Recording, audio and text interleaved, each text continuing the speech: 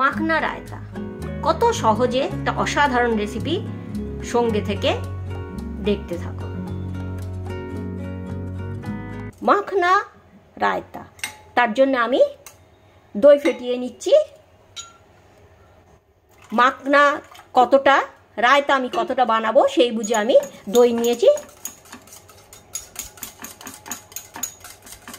ভালো করে দইটাকে একটু সামান্য জল দিয়ে পাতলা করে ফেটিয়ে নিতে হবে।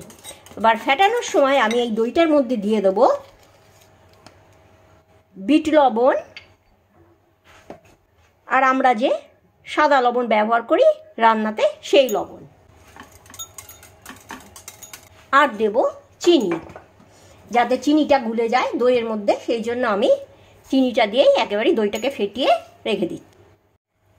এবার আমি একটা পাত্র গরম করে কিছুটা মাখনা আমি 2-3 মিনিট ধরে শুকনো ভেজে নেব।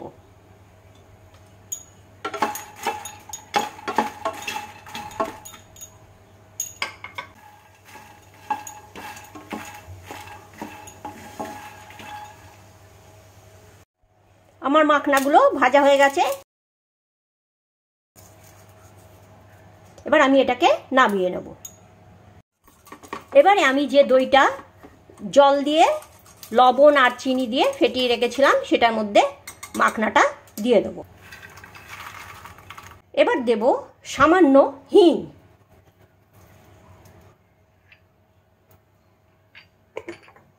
দেব শুকনো ভাজা জিরে, দেব ধনেপাতা, দেব কাঁচা লঙ্কা,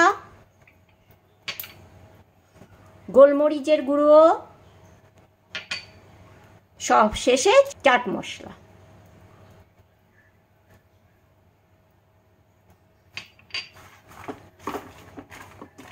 ব্যাস আমার রেডি, কত সহজে মাখনা রায়তা।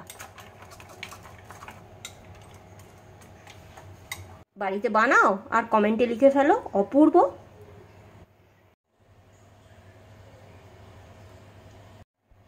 মাখনা রায়তা।